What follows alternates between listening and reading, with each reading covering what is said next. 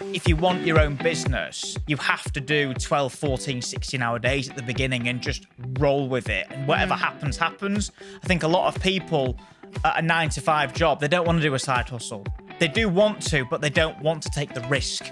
They're happy with the paycheck every single month. They know what they're going to get every single month. And I don't. I have no idea what money I'm getting at the end of the month. No idea. But that's the thrill. That's the best thing about it. If you are passionate and you love what you do, you will succeed. Do you find yourself winging your way through life, hoping you'll figure it all out on the way? Hello, it's me, Gabby Mendez, your 20s wing woman, and you're listening to the Talk 20s podcast. Here you'll find me chatting to influential 20-somethings on different topics that matter to you in your 20s and all the things we never got taught in school. This is your ultimate guide to adult life. So if you're ready, let's go. Hello and welcome to another episode of the Talk 20s podcast. If you're listening on Apple Podcasts or Spotify today, head over to YouTube and subscribe so you can watch us live in the studio. Now, today's guest is a truly special one for me. I'm joined in the studio by one of my boyfriend's closest friends and now a really good friend of mine, Josh White.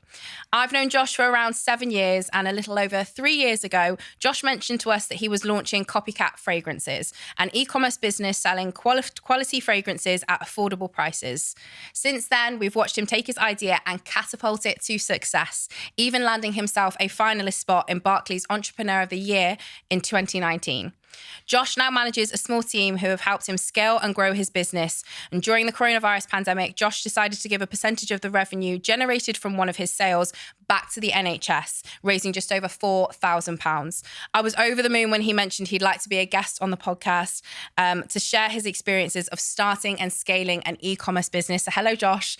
Welcome to the podcast. Hi. It's so nice to have you here. That was a very nice intro. Thank you. I kind of feel like I've got a bit of an exclusive here because, obviously you're a really good friend of mine, but you've never been on a podcast either. So I feel never. like this is your debut and I love it. It love is. a bit of an exclusive. I don't really know what to do, but hopefully I'll be all right. I'll try.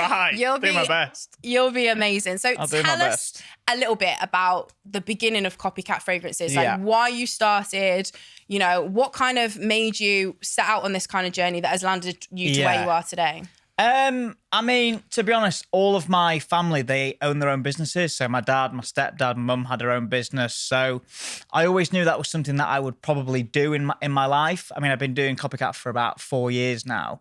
I've had rubbish jobs in the past, and every job that I had, I knew that's not what I wanted to do. Call centre, golf club, hospitality, marketing. It never felt like a proper thing to do. Every single day I wake up and I feel very lucky that I've got my own business.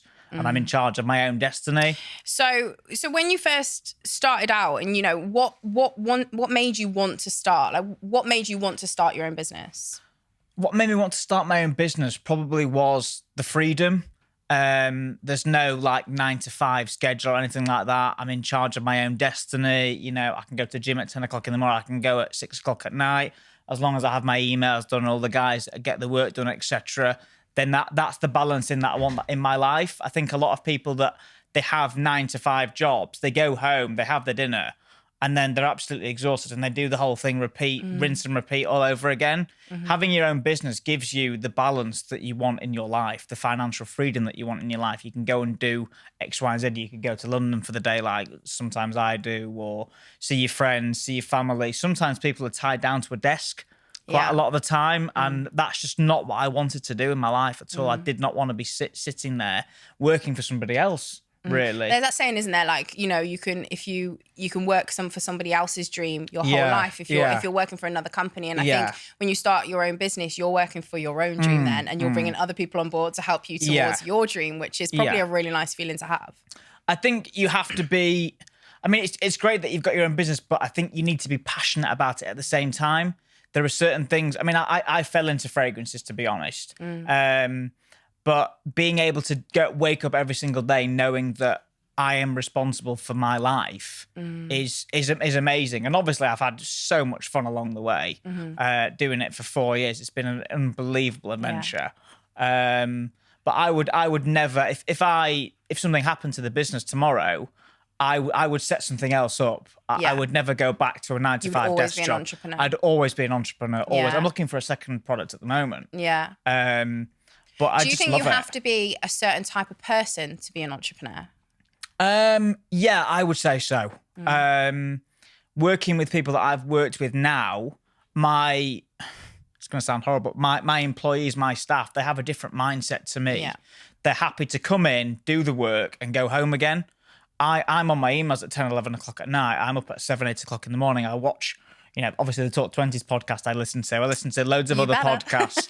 I listen to YouTube. But, I am hungry for increasing the business, doing more and more. And I think you have to have that passion to do. You're basically giving it 110% like every single day, which is so tiring. Always. Like how do you manage going at that pace? Because I think for every entrepreneur, even like with me with the podcast and everything like that, it can sometimes feel draining to be going and going and going and going. And you kind of, once you've achieved one goal, there's another one, right? Yeah, of course. I mean, when I hit my first X, and I wanted the next X and the next X and the next X, the number. And I think, like you said, it takes a certain person to have that. I'm very passionate about what I do. And I think all business owners, deep down, they really are. Like Jeff Bezos for Amazon. Yeah. He absolutely adores that business. He's done it for 30 years. The same Steve Jobs for Apple or Richard Branson for Virgin. All these people, they have that vision to go from 500,000, then 10 million, then 100 million, and every single day they're doing something for the business. Even at weekends, I'm on my emails or I'm listening to podcasts or anything, reading books. Do you find that even like when you're watching TV or like a different, you're listening to a podcast or something, like no matter what you do, your mind always comes back to the business. Absolutely. I wake up at 4 or 5 o'clock in the morning, I stare at the ceiling and go, I think we should do that for the business, and write it down and then move into it. It's like your baby, isn't it? Like you're essentially raising a child. Yeah. But it's a great child. Yeah. Like, it's the best child to have. It doesn't moan or anything like that.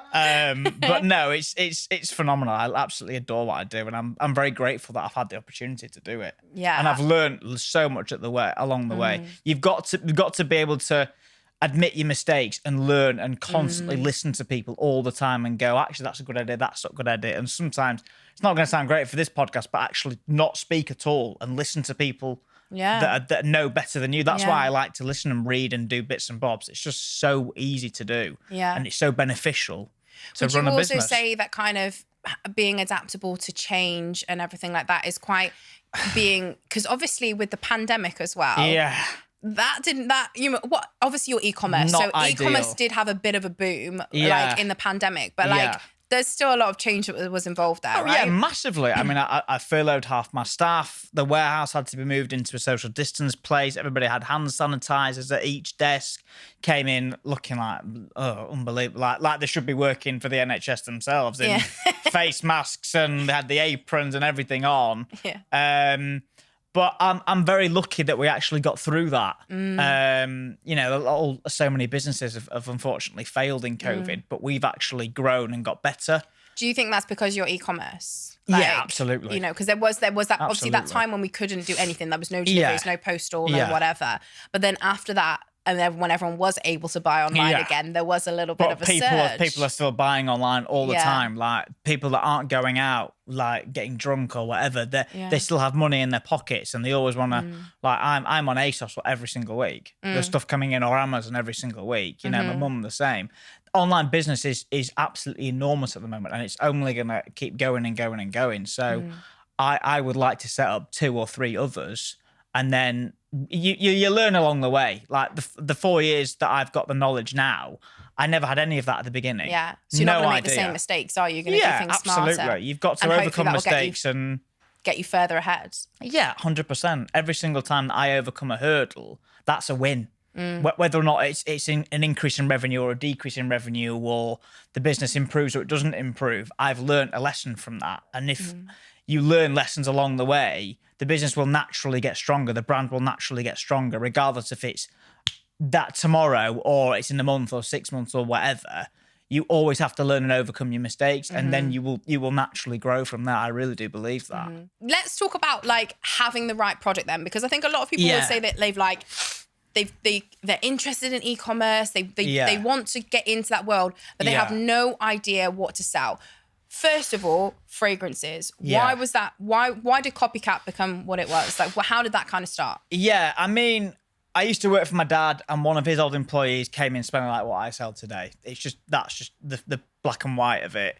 And it just sort of grew from that, really. I had a passion to have my own business, like I've said. So I found out how to market the product. I found out how to create a website, how to sell a little bit, and then becoming, then it goes from that to as soon as you saw it, did you know, I think that's a product that will work? Absolutely. Because I knew the brands that I was up against, I knew that I had an edge. Yeah. I knew I had a USP. And also at the time, I was the only one in the market. So I knew that if I could get it into market quickly and, learn along the way, like I've said, overcome the hurdles along the way, so it would stand me in good stead. The USP being that it smells similar to the high street brands that we love and enjoy, but it's for a much more affordable price. Much more affordable price, yeah. And I think people are sick and tired of paying, £200-300 for a perfume that they're probably going to wear on the weekend only. Yeah. People can't wear these perfumes Monday to Friday, really, to go out for work. Not many of us anyway, not the average Joe. Or and I think that's where I come in. Or to sit at your work from home desk like I do. Yeah, literally. Like people working from home now. Yeah. When the first lockdown, I actually closed the business. Yeah. But people were still ordering from us. And I was like, oh, right, well, that was within 2 weeks. We had to reopen again because everybody was still, we were booming at the time. And I was like, what's actually anybody doing with the perfume? Yeah. Like, they are sat at home in lockdown like me. Are they in a different part of the country? It was unbelievable. Got to smell good in a global pandemic. You've got to smell good whilst you're sunbathing in lockdown. It's like you're not seeing anybody apart from your mum. It was weird. But obviously amazing for me. So did anything surprise you at all about starting an e-commerce business? Something you weren't maybe expecting? Surprising. I was surprised how popular it got so quickly. Surprised that how much I learned so quickly as well. Like being able to set up a website and start the marketing and being able to do the postage and stuff like that. I learned that very quickly. And I think that for the business that I am in, and especially the online world, that is massive. Making sure that you're always on top of your game, you're always learning the next thing. That's what I'm doing at the moment. At the beginning, I just threw everything at it. Like I was going to the post office myself, I was doing the marketing myself, I learned Facebook ads, I created the website myself. And I think if you want your own business, you have to do 12, 14, 16-hour days at the beginning and just roll with it. And whatever happens, happens. I think a lot of people at a 9-to-5 job, they don't want to do a side hustle. They do want to, but they don't want to take the risk. They're happy with the paycheck every single month. They know what they're going to get every single month. And I don't. I have no idea what money I'm getting at the end of the month. No idea. But that's the thrill. That's the best thing about it. If you are passionate and you love what you do, you will succeed. That's what I think. That's what I believe. So going back to like the kind of the practical and the technical sides of starting an e-commerce business for someone right now, what's a basic 101 you're going to need to know for starting an e-commerce business? You mentioned website. Basic 101. I would say YouTube has been incredible. Like you can type in how to do a Shopify website, how to do Facebook ads for beginners. There's online, there's a website called Udemy where we're getting online courses for $10. And it contained everything about social media marketing, how to select a product. Product is the biggest thing in the world. I think I've been so successful because my product is so unique. Like if you set up a clothing brand or if you set up furniture or whatever it would be, then that's going to be a lot harder. But the information is out there. I mean, if you are passionate and you want to do something, you will go out and find the information. If you sat on a 9-to-5 job at a desk and you want to do a side hustle, you should spend half an hour at night going on YouTube or listening to a podcast or whatever and saying, how do I set up a website? It's a half an hour video. Instead of saying, oh, I've got to go back to work tomorrow, I've got to sit at my desk. Do something about it. We're in the 21st century, and especially with COVID now hopefully we're over on the 21st of June, e-commerce will boom. It's been booming throughout COVID. And I really believe that within 5 years, half the high street will go. 10 years, half the high street will be gone. I really do believe that because it's so convenient. You don't have to move. You can do everything on your phone, order an ASOS or an Amazon or whatever parcel you want. Yesterday, the next day it's there. I know. Literally yesterday, I was thinking for so long, I wanted to go into town to try on outfits for the awards. We're nominated in the British Podcast Awards in July. Woo! And I've been thinking about getting an outfit and I was like, oh, maybe I'll go into town and do it. But when I think about that, I'm like, that's a whole afternoon spent choosing an outfit. So stressful. Instead, I was sat in my joggers on my sofa on Pretty Little Yeah. Thing, scrolling, chosen my outfit, got a few things. It all arrived The tomorrow. convenience is amazing. I've done, it's done nothing, and it's just so convenient. And I think in the world that we're living in, like you say, as much as the high street, it's an experience. I'd want to do it if I was, Yeah. it will will always still be there. It will never go away. It'll I don't have think. a place. But there's also a huge place for But e-commerce. 75, 80% in 10, 15 years will be e-commerce, Yeah. in my opinion, because it is just so easy. You literally don't have to move or do anything, and you have countless suggestions and countless options online versus the high street. You can get anything from anywhere. You get things from China and America. You can't do that. You have to fly there. Well, you go on your phone, you have a look, and then within a week, it's literally at your front door. I mean, it's just ridiculous. It's amazing. You mentioned earlier about kind of you were the only person in your industry doing this right now. Yeah. But there are new people popping up with similar ideas every single day. Yeah. How as an entrepreneur do you cope with that when it feels like competition or in some cases imitation? Like how do you handle that when something is so precious to you and you've worked so hard on it? It's annoying at the beginning, I must say, when I type in copycat fragrances and I see 4 or 5 other competitors, I'm thinking, where have you come from? Where have you come from? Yeah. But I think that's all part of business. That's all part of brand. I mean, Costa Coffee don't worry about Starbucks, KFC don't worry about McDonald's. They're still mental brands, massive companies. What they have to do is they have to improve. They have to adapt. You have to do competitor analysis. You have to always be on the ball about what they're doing. Are they doing something that we could do? One of my competitors is doing diffusers at the moment. So I'm looking into stuff like that. Their branding is slightly different to me. Their website is slightly different. What you have to do is you have to learn what they're doing well or what you think they're doing well and try and beat that. Try and be better than that. There is competition in the world. There's always going to be. You can't... I picked a product 4 years ago that was completely unique, and now it's not. That is how the world just is, unfortunately. I mean, if you want to set up a clothing brand, you've got thousands of competitors. If you want to do a bottle brand, a glass brand, anything else in the world, you are going to find a competitor sooner or later. So the way to handle that is you have to just figure out what you're doing well, stick to that, make sure that your brand is on point, but also have a look at what they're doing. Keep your enemies close, as some people always say. And that's very true, because if they go above me, then that's going to be a real problem for the business in general. So I need to make sure that doesn't happen by researching them all the time. All the time, you've got to be on top of what they're doing, always. Do you find that hard in any way? Because you say that's so matter of fact. Of course. Of course, but that's my job. That's my job to protect my baby, my business. It is. I have to make sure that if there is somebody better than me, I want to figure out why they're better. What are they doing better? And can we improve the business based on what they're doing? Competition is healthy, I think. Absolutely. So we talked about kind of starting the business, finding the right product, and then learning how to build a website, Facebook ads, etc., etc. I think Facebook ads is going to come into the next question that I'm going to ask. But how have you managed to scale Copycat? Because obviously it started with just you, Josh White, doing it in your house and going to the post office yourself and stuff. But you now have a team of people that help you. I have, How did I scale it? Learning a lot massively. I think a lot of advertising is trial and error, especially through Facebook advertising. I mean, if you put an image or a video on there and it works, you should put more budget into that. You need to look at things like different ad copy. If some people are more bothered for this sort of strapline or, smells just like the high street brands or 95% the same, smells alike. There are different ways to pitch the business, especially with ad copy or different images and videos that you can use. I was testing out loads of different things. When I first started, I had somebody in York, which is near Leeds where I live. He was doing my version against the real thing. And he did it for over 8-10 hours. Did a whole video, and that went viral for me. That was just an idea that I thought would be good, because that is the USP of my business. I am 95% as good as the real thing, and he was trying to prove that.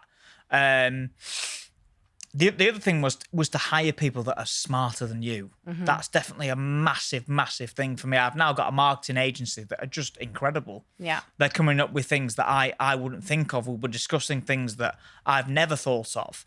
and I YouTube these things, I podcast these things, I read about these things all the time. And then I sometimes feel a little bit like, well, why didn't I think of that? Or that's such a brilliant idea. I should have done that a year ago or 2 years ago. And now growing the business, you have to have people around you that will be able to help you, that are smarter than you. At the beginning, I didn't want anybody. I did it all myself. I literally did everything myself, 10, 12-hour days.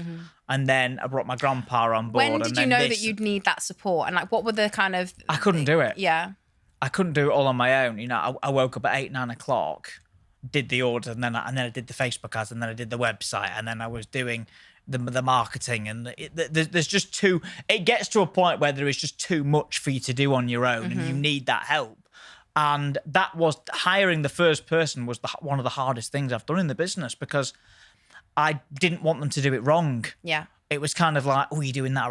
I was almost micromanaging, and it was my own grandpa, for God's sake, literally. My grandpa was my first employee, and I was like, you do. And then when you've trained them and you trust that they're going to do it correctly, then you can worry about other things. Like at the moment, people are picking and packing in my warehouse, and I'm sat here with you because I trust that they're going to do the job correctly. The marketing team are doing Facebook ads and email and the website. I trust they're going to do it correctly. Once you get over, that's a hurdle, basically. Once you get over things like that, it becomes more natural. You trust more people easier. You mentioned already that you're thinking about having more businesses. Yeah. But kind of tell us about your plans for the future. You've already achieved so much in like 3 years. Plans for the future in Copycat or just in general? Copycat or in the e-commerce world, because you said that's a world that you're probably going to stay in, right? I don't think I'd see myself in any other sort of industry. Copycat wise, I'd like to try and rebrand. New bottle, new label. Website needs rechanging, I believe. You know, I always want to try and stay ahead and try and improve little bits of the business that I can. I'm trying to get my own warehouse. More label applicators to make the labels absolutely perfect. Things like that is always on my mind. Like now I've hired so many good people, I can focus on growing the business as best as I physically can or how I want to. I'm always looking out there for a product that I think is unique. I think I mean I tried to get into the clothing industry a few months ago, and it's just impossible. That there's so much money that you need to pump in, the fabrics, it's a whole different language, clothing. I think I'd prefer to stay in products. I'm looking at, I don't know, maybe a fitness supplement or coffee, alcohol, things like that that are interesting me. They're big industries, if you like, but I sometimes feel like there's potential gaps there. Like alcohol, there's a potential gap. I watch Dragon's Den all the time. I sit there, take notes. Yeah. You know, people watch Dragon's Den for entertainment. I watch it to think, oh, I quite like that idea. Oh, that's a good idea. Yeah. What did the dragons think of the idea? You know, these successful mental people, you can learn a lot from them. I've read all of their books. How have I done this? How have I done that? But I'd always stay in e-commerce 100%. I'd love my own warehouse with 2 or 3 online businesses in there. And then I'd just sit there back and go, this is amazing. Yeah. This is incredible. We love to hear it. I mean, you've been so successful so far. Like what you've created with the business is amazing.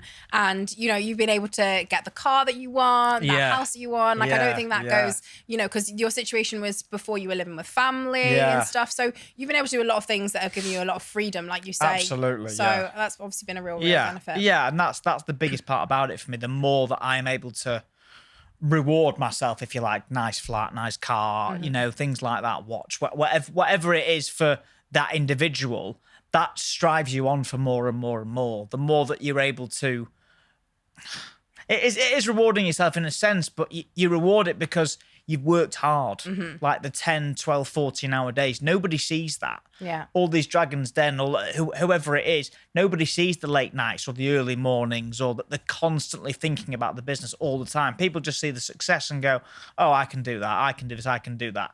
And you can't. And also, like, they've done it in 5 minutes as well. I think that's the other thing. They think, oh, yeah, they've done it really, really quick. Yeah. When actually, like, it's been hard graft for 4 years absolutely. straight. People think that it's an overnight sort of success. It takes a couple of hours work a day and you can do a full-time job at the same time. You really can't do that.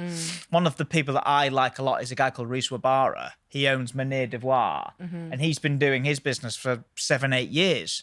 But people think that, oh, well, he's just got lucky because he was a footballer, he's done this, that, and the other. But if you look at what he does day in, day out, he reads, he listens, he learns, he does all of these things. And he's now turning over whatever it is, 50, 60 million pounds. But that's 8-9 years of solid graft all the time, learning your trade all the time.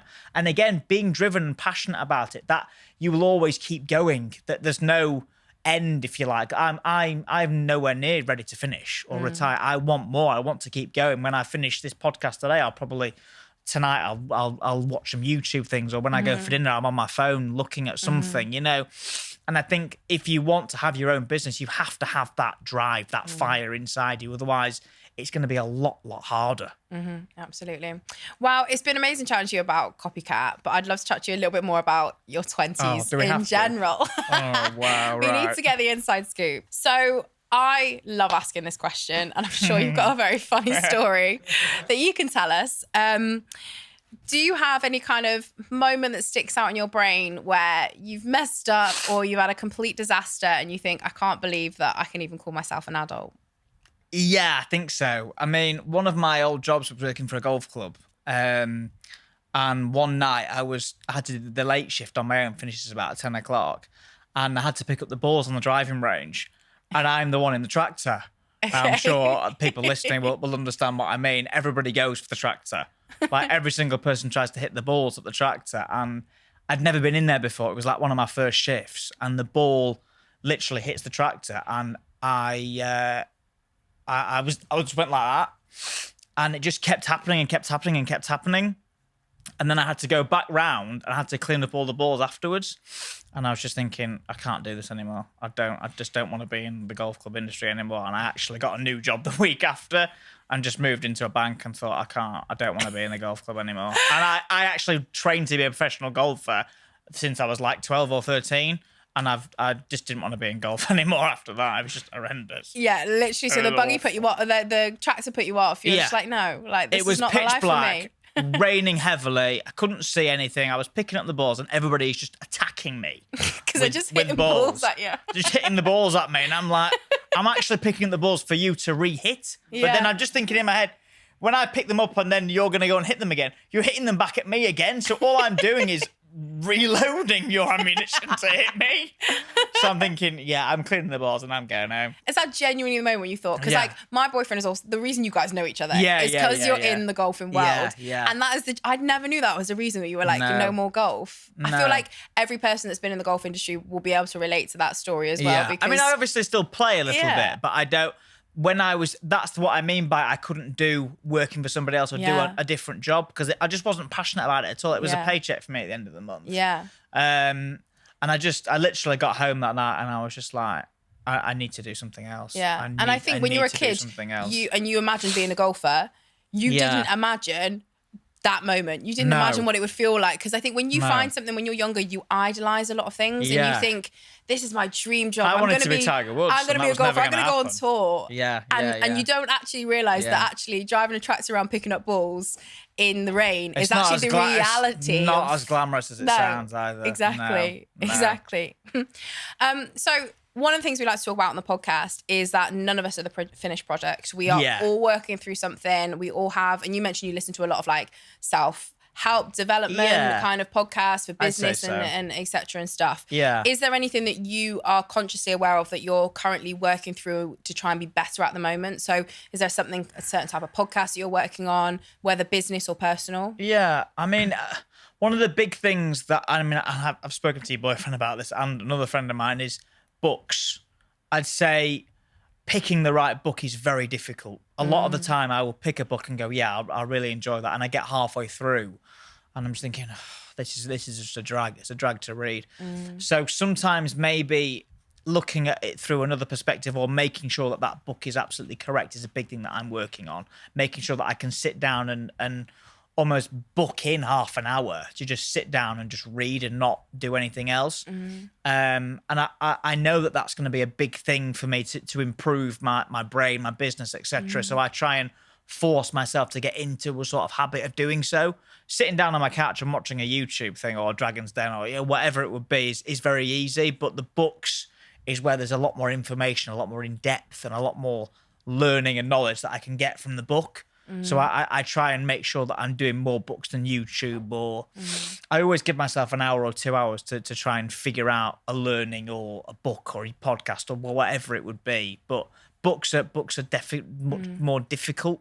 I think it's really interesting that you say that, because, you know, I think especially when you're an entrepreneur, you lead a very busy life as it is. So you're probably more, a podcast is easy, right? A YouTube is easy. Like you can just search and it will come up with exactly what you need. Sometimes, like you say, a book is a slow burner, but it might be all the things that you didn't realize that you needed. Exactly, yeah, absolutely. And I think it's really good to kind of, you know, do your research right and know what you're going to essentially be investing your time in, because reading a book is going to be maybe a day, like a minimum, like in terms of hours, like obviously that might be split up, but you know, I think you know, I see someone's released a book and I think, oh, I'd love to read that because it's about X, Y, Z, but then actually, is it that helpful to the business that I'm working on at the moment? Maybe not. I think that the way that I look at it a little bit is, where is the business today and where do I see it in a year, 3 years, 5 years? How do I get to that point? What do I need to do to get to that point? What is going to help me get to that point? Is there a certain book out there that I should be looking for? So it's always difficult to pick, but sometimes you just read a book and you think, I really enjoyed that, or that part of it might help me here, or that bit might help me there. Sometimes I just read a book and think that was brilliant. Other times I just get stuck. What are your top 3 books then for someone wanting to step into your world? I'd read Rich Dad Poor Dad. I think me and Dan have told you about that. Did we tell you about that? That is incredible. It's a brilliant book, isn't it? It's one of my faves. Because it's kind of like what I've spoken about today. It's kind of like an employee versus an employer. Yeah. There's a big mindset difference. And I think that sometimes that book inspired me to do what I do today. It's brilliant. What Robert Kiyosaki talks about a lot is sometimes schools can actually be incorrect, what they're teaching you. I mean, at school, I've forgotten half of what I learned at school and I still run my own business successfully. So that sometimes says to me, like, are we learning what we should be learning in school? We don't learn anything about tax or mortgages or credit or mental health now is a big thing. None of these sorts of things are in school at the moment. I think that would be a good thing. Another book that I've read, I would say The 48 Laws of Power. That's brilliant. That just basically talks about, similar to the Rich Dad Poor Dad, but in a little bit more detail, a little bit more sort of hierarchy. So employer, and then you've got underneath and underneath and underneath. But also, it's kind of more about where they are in that chain, sort of thing. I think that was really interesting. But again, that's more mindset again. Yeah. And then the other thing was, I can't remember what the book was called. I think it's called The E-Myth. And that talks about systems in business and automation, and it's just a brilliant, brilliant book. It basically teaches you how to run the business. And that was, when I read that book, I then hired my first employee because I was thinking, he's right. I can't do everything on my own. If I want to grow the business, I need people around me to help. I need good systems. Whenever I'm doing something in the business, I always think about a system or a way that I can automate it better, or can I give responsibility to that person? Like my warehouse manager, Simon, I'm giving him a lot more responsibility and he's taking it on, and he's getting on with all that stuff while I can grow the business at the other side, which is a much, much better thing for me. It's much, much better use of my time, because I don't have time to do everything. I need to make sure that there's food on the table for him. Like I pay him every single month. I pay my family every single month. It's a family business. So I need to make sure that what I'm doing is growing the business. And the E-Myth really showed me that the systems and the automation of the people you hire to put in place, that helps you massively. It's a great book because it's basically about a woman that he teaches throughout the book, and he goes back and forth and back and forth. I'd really recommend that. It's a brilliant book. And you know what? I'm going to put on my list. It's a really good book. That you really inspired me really good to listen to that. So, who or what inspires you the most? You mentioned a lot. You listen to podcasts, you read books. But do you have anyone out there who you really, really look up to? It's going to sound horrible, but no, not really. I mean, I obviously look up to my parents and my stepdad because I obviously see that they've grown their businesses from nothing to, fantastic businesses, and friends, family, and books, and just people. I mean, like Reese Wabara or Stephen Bartlett, or I mean, even the Dragon's Den, Jeff Bezos, people like that. I'm always interested in what they think about life. Elon Musk, he's gone Yeah. from this to like a celebrity now for Tesla, and he's doing this ear thing, and What's his ear thing? he don't know about his ear thing. He's No. basically gonna control the world. This guy, where With ears? what's his? You can have a chip into your brain or something, isn't it? And then you can listen to music and Neuralink it's called. Neuralink. Yeah, he's got Am this I the only Neuralink. person on the planet that doesn't know about Probably, yeah. this? Oh. Basically, the Neuralink is a chip into your brain, and it can cure disease, or you can listen to music. It's a mental thing. He is going to take over the world. This guy. It's crazy, isn't it? Yeah, When you think about like just the power that kind of there's obviously big corporations Yeah. like, you know, we mentioned Steve Jobs already, Jeff Yeah. Bezos, like these Yeah. people, like Mark Zuckerberg is another one as well. Yeah. They kind of Yeah. already control the world. yeah. don't But you Mark, think? Mark Zuckerberg's a brilliant one. Like Yeah. he's in college with one of his friends, and he's now set up like the biggest social media thing ever. People like that inspire me because it can be done over and over again. There are thousands of people that have gone from nothing to multimillionaires, not overnight, but through hard work over and over again, and learning, and you know, their passion Mark Zuckerberg's passion will always be Facebook. So that would be my inspiration, I would say, really. Yeah. Absolutely. Well, Josh, you've been amazing to have on the podcast. It's been so lovely to chat to you. Tell us where we can buy I've loved Copycat it. fragrances. Copycatfragrances.co.uk. It's a simple one. That's the one. That's it. Get on Love there. it.